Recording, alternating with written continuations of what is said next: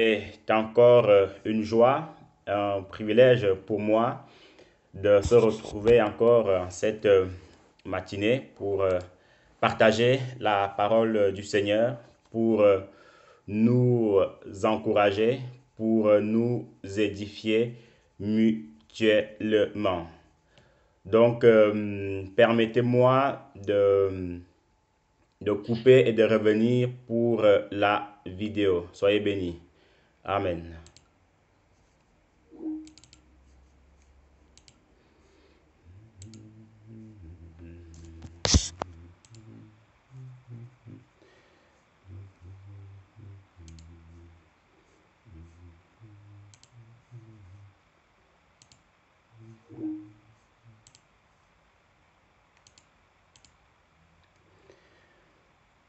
Amen. Bon, que le Seigneur soit loué, que le Seigneur soit béni et que son nom soit glorifié. Donc, frères et sœurs, nous allons par la grâce de Dieu continuer ce que le Seigneur a commencé depuis quelques jours, quelques jours, si ce n'est une semaine et demie, concernant le thème sur l'unité. Le thème sur l'unité, nous avons déjà eu, par la grâce de Dieu, plusieurs interventions. Nous avons déjà eu plusieurs interventions. Et ce matin, nous allons terminer ce thème-là sur l'unité. Et avant de continuer par la grâce de Dieu, nous allons prier. Nous allons prier. Et puis, voilà, il y a des passages qui ont été marqués avec des noms d'assemblées. Donc, si les différentes assemblées qui sont mentionnées peuvent déjà se préparer pour la lecture, pour gagner en temps. Que le Seigneur soit béni. Amen. Prions. Éternel des armées, Papa, comment ne pas te louer, Seigneur, comment ne pas t'adorer? Nous voulons te remettre, Seigneur, mon Dieu, par ce moment entre tes mains. Nous voulons te prier, Seigneur, mon Dieu, afin que tu puisses nous guider, Seigneur, mon Dieu, nous conduire au nom de Jésus-Christ de Nazareth. Prends, Seigneur, t'en suppliant, Seigneur, le contrôle de ce matin. Prends le contrôle, Seigneur, de toutes choses, Papa, mon Dieu.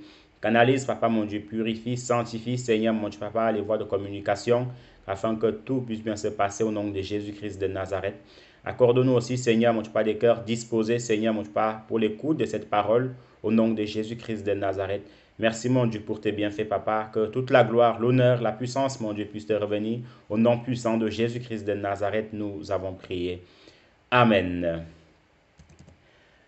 Amen. Donc, pour résumer un tout petit peu ce qui avait déjà été dit, donc par la grâce de Dieu, nous avons commencé avec le pasteur Franck qui avait commencé ce grand thème sur l'unité.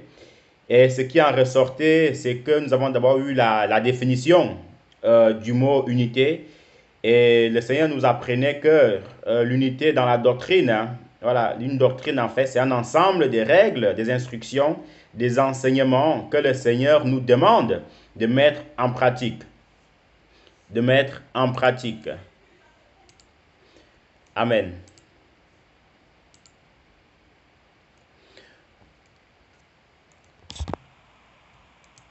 Donc, excusez-moi, le son s'est coupé. Ah, mais donc, on disait que nous avons eu la définition du mot doctrine, hein. Le Seigneur nous apprenait que, en fait, une doctrine, c'est un ensemble des règles, des instructions, des enseignements que le Seigneur nous demande de mettre en pratique. Et à côté de cela, nous avons aussi eu une définition, hein. Donc, l'Église était égale en fait à une famille de Dieu. Et à côté de cela, nous avons en fait appris que les avantages, les avantages de l'unité sont, dans l'unité, nous sommes plus forts, plus efficaces, d'après Ecclésiaste, chapitre 4, le verset 9 au verset 12. Dans l'unité, nous sommes plus crédibles, comme au temps des apôtres, dans Actes chapitre 2, le verset 46 au verset 47. Nous allons subsister, nous avons en fait le passage de Marc, chapitre 3, le verset 24, qui l'approuve. Nous avons aussi le passage de Actes chapitre 4, le verset 32. Et le Seigneur nous apprenait aussi que, bon, comment est-ce qu'on doit parvenir dans l'unité de la doctrine. Et le Seigneur nous apprenait que dans un premier temps, pour y parvenir justement, nous devons nous dépouiller du vieux levain. Nous devons en fait nous dépouiller du vieux levain. D'après 1 Corinthiens chapitre 5, le verset 7, nous devons aussi prier pour l'Église, parce que c'est très très important de pouvoir prier pour l'Église, pour le corps du Christ, pour l'épouse du Seigneur, d'après 1 Thessaloniciens chapitre 5, le verset 17. Et de deux, pour parvenir justement à l'unité de la doctrine, nous devons fuir les faux raisonnements. Et ces faux raisonnements, en fait, peuvent résulter dans le sens que, où on se dit, moi je pense que, moi je crois que, tant qu'on peut prouver ce qu'on dit, bibliquement parlant, il faut le prouver. Maintenant, les moi je pense que, je crois que, ça reste en fait des avis personnels. Certes, ça peut être bien fondé, il n'y a pas de souci, mais il ne faut pas en fait que des faux raisonnements en fait puissent s'emparer de la doctrine, hein, ou puissent s'installer de manière convenable dans la maison du Seigneur. Donc, à faire vraiment attention. Et en conclusion, dans l'unité dans la doctrine, le Seigneur nous apprenait que si nous sommes unis dans la doctrine, en fait, nous ferons des progrès. Introduire le feu étranger dans la maison de Dieu est dévastateur. Nous nous souvenons des deux fils du sacrificateur Élie. Ils ont introduit en fait le feu étranger dans la maison du Seigneur en se comportant de manière en fait irrespectable. Le Seigneur en fait n'a pas manqué à les enlever sur cette terre-là à cette époque. Nous avons aussi en fait vu que les raisonnements du monde n'ont pas leur place parmi nous. Les raisonnements du monde n'ont pas leur place parmi nous. Parce que vous savez, si on commence en fait, tout un chacun ici connecté, commence à mener son raisonnement dans la maison du Seigneur, je pense que par la grâce de Dieu, on ne va pas s'en sortir. Et de deux, ne l'oublions pas, un royaume divisé ne peut subsister. Un royaume divisé ne peut subsister. Donc, si l'église du Seigneur, en fait, est divisée, comment est-ce qu'elle va tenir bon? Si l'église du Seigneur, en fait, est divisée, comment, en fait, le corps du Christ pourra-t-il vivre ou survivre? Donc, ça sera impossible. Donc, voilà un tout petit peu ce qui nous avait été dit pour la première partie concernant l'unité dans la doctrine. À côté de cela, nous avons eu une autre partie. Nous venons en fait du serviteur Sébastien, dont c'était l'unité dans la sanctification. L'unité dans la sanctification. Et le Seigneur nous a amené en fait à une définition concernant la sanctification. Qu'est-ce que la sanctification? C'est quoi la sanctification? Et le Seigneur nous apprenait que la sanctification, c'est tout simplement mise à part pour Dieu, précieux pour Dieu, honoré par Dieu, protégé par Dieu. Donc tout enfant qui se dit sanctifié, il doit être mis à part pour le Seigneur. Il est précieux aux yeux du Seigneur. Il est honoré par le Seigneur et il est protégé par le Seigneur. Et le passage de Lévitique chapitre 20, le verset 7 au verset 8 et le verset 26 l'approuve. Et à côté de cela, nous avons eu deux sous-thèmes encore concernant la sanctification. Il y avait la sanctification intérieure et la sanctification extérieure. La sanctification intérieure, nous avons les passages de 2 Thessaloniciens chapitre 2, le verset 13, Éphésiens chapitre 5, le verset 25 au verset 27, où le Seigneur nous disait en fait que par le sang de Jésus-Christ, nous sommes purifiés et nous devons observer ses commandements pour garder notre cœur loin du péché.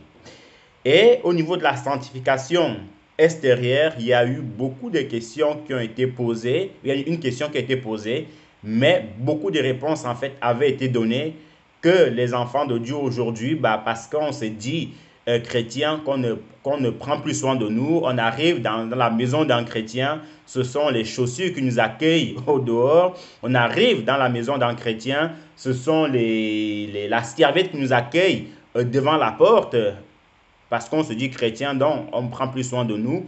Ou même, en fait, on se promène avec des habits déchirés ou des habits, en fait, qui n'ont pas de sens. Bon, est-ce vraiment, en fait, ce que le Seigneur attend de nous?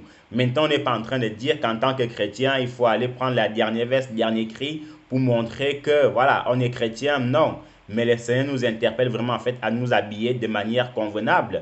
Parce que vous vous souvenez, ou vous en rendez compte, si on se dit chrétien et qu'on a des habits déchirés et qu'un païen vient dans notre maison et que ce sont les chaussettes qui l'accueillent ou ce sont les chaussures qui l'accueillent devant la porte, ça ne va pas trop l'encourager à devenir chrétien. Et comme le Seigneur disait, si on n'arrive pas à gagner quelqu'un par la parole, gagnons-le au moins par nos actes et par nos actions. Donc, concernant la sanctification extérieure, il y avait les passages de 1 Pierre chapitre 1, le verset 15 au verset 16, Tite chapitre 2, le verset 1 au verset 3, qui nous disait en fait que la sanctification concerne tous les compartiments de notre vie. La sanctification concerne tous les compartiments de notre vie et il faut que la sanctification intérieure rime avec la sanctification extérieure. Donc les deux doivent vraiment en fait marcher de pair. Vous voyez? Après aussi, une chose très importante, c'est que ce n'est pas non plus parce qu'on se dit chrétien qu'on doit aussi apporter beaucoup plus d'importance à la sanctification extérieure. Je m'explique en disant que on ne doit pas maintenant, voilà, nous embellir notre corps pour dire qu'on doit se sanctifier aussi de manière extérieure, tout en négligeant la lecture biblique, tout en négligeant en fait la prière. Ce n'est pas bon du tout en tant qu'enfant de Dieu. Donc les deux doivent vraiment en fait aller de pair. Il n'y a jamais l'un sans l'autre. Les deux, c'est toujours ensemble. Le Seigneur nous apprenait aussi en fait au niveau des bienfaits de la sanctification collective. Hébreux chapitre 12, le verset 14 nous dit en fait que la sanctification nous assure notre salut, c'est non négociable. Il y a toujours des mots qui reviennent, qui en fait apportent encore beaucoup plus d'importance. Ça veut dire quoi? Ça veut dire que la sanctification, c'est non négociable. Donc ça veut dire qu'on ne peut pas passer outre. Il faut se sanctifier de manière extérieure et de manière intérieure. Et au niveau des bienfaits de la sanctification, c'est aussi qu'en se sanctifiant, voyez-vous frères et sœurs, l'ennemi ne trouve ainsi aucune occasion de détourner les bénédictions de l'Église. Maintenant, à côté de cela, nous avons aussi les dangers de l'impureté dans l'Église. Donc les dangers de la non-sanctification dans l'Église. Nous avons les deux passages de 1 Corinthiens chapitre 5, le verset 6. Nous avons aussi Matthieu chapitre 18, le verset 19 qui nous dit, au niveau du vieux levain ou le mauvais levain. Vous voyez? Parce que nous avons les pharisiens justement au temps de Jésus qui, voilà, portaient beaucoup plus de l'importance au niveau de la sanctification extérieure tout en oubliant la sanctification intérieure. Et le Seigneur Jésus-Christ n'a pas du tout manqué à les sanctionner, à les reprendre à ce niveau-là. Et après aussi, nous avons l'absence de Dieu au milieu du peuple. Donc, quand il n'y a pas de sanctification, le Seigneur est absent dans la vie des enfants de Dieu. Et en conclusion, le Seigneur nous apprenait que dans Luc chapitre 1, le verset 72 au verset 75, la sainteté de tous les jours doit en fait prôner dans notre vie. Après, nous avons aussi 1 Pierre chapitre 2, le verset 9, 2 Corinthiens chapitre 2, le verset 11.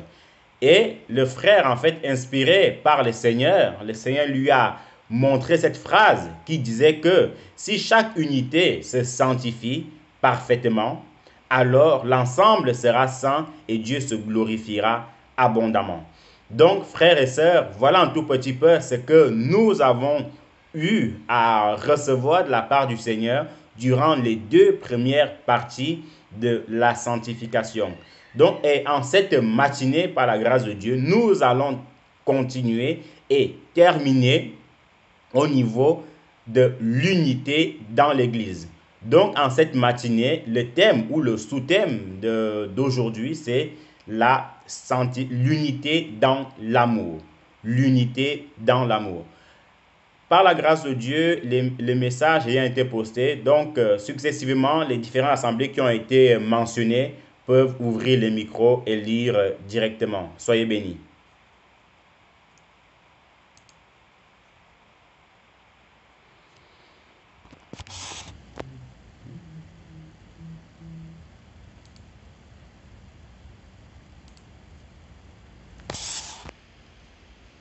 Amen. De ce côté, on va lire le passage de Lévitique 19, 16 à 18. Amen.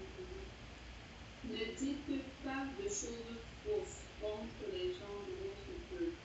Ne faites pas condamner quelqu'un des mensonges. Le Seigneur, c'est moi. N'ayez aucune pensée de haine contre un frère, mais n'hésitez pas à lui faire des reproches. Ainsi, vous ne commettrez pas de péché à cause de lui. Amen. Amen.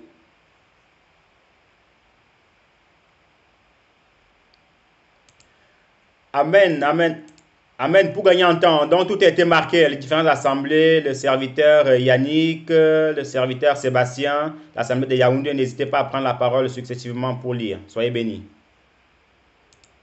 Amen. Marc 12, verset 30 au verset 33. La parole de Dieu dit ceci. Tu aimeras le Seigneur ton Dieu de tout ton cœur, de toute ton âme, de toute ta pensée et de toute ta force. Voici le second, tu aimeras ton prochain comme toi-même. Il n'y a pas d'autre commandement plus grand que cela. Le scribe lui dit, bien maître, tu as dit avec vérité que Dieu est unique et qu'il n'y en a point d'autre que lui. Verset 33. Et que l'aimer de tout son cœur et de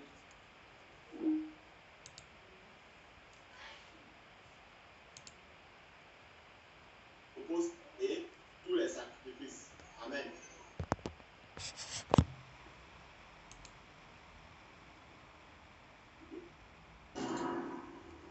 1 Corinthiens 13, verset 4.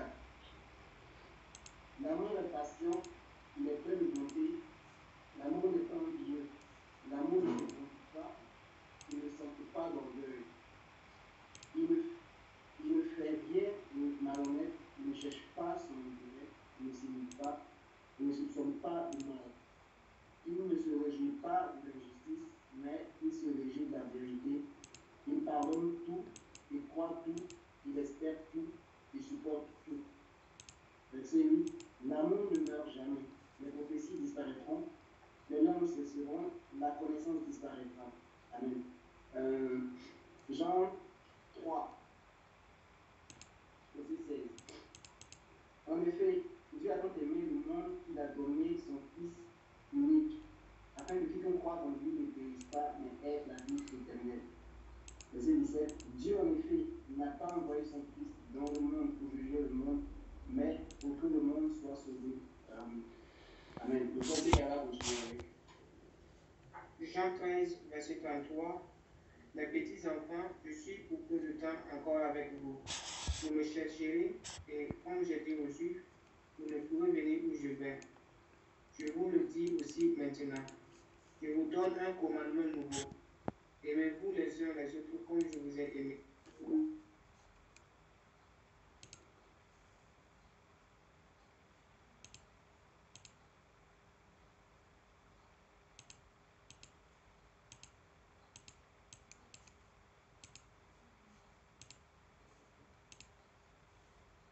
Jean, chapitre 4, verset 8. Celui qui n'aime pas ne connaît pas Dieu, car Dieu est amour. 1 Jean 4.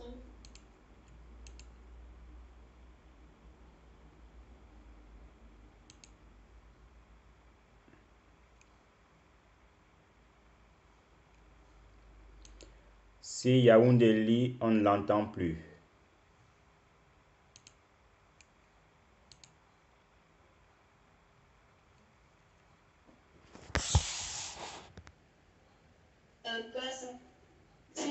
aimer Dieu qui ne le voit pas.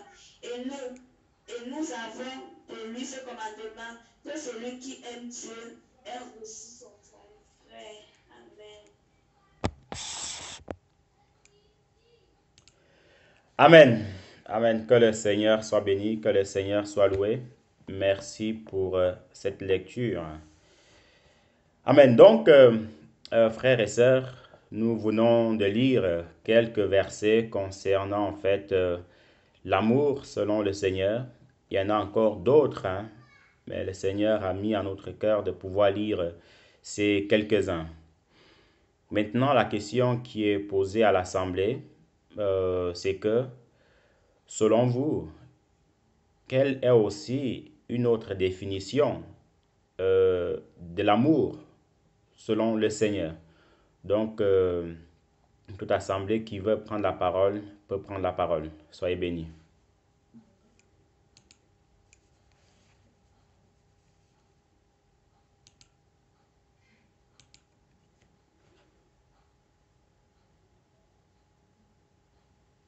Bien aimé, juste une question pour clarifier la question. Une autre définition en dehors d'aimer son prochain et d'aimer Dieu, c'est bien ça? Bon, les deux vont ensemble, hein, les deux vont ensemble. S'il y a aussi d'autres définitions bibliquement parlant, on est preneur. Maintenant, si le Seigneur vous inspire, on est preneur aussi. Soyez bénis.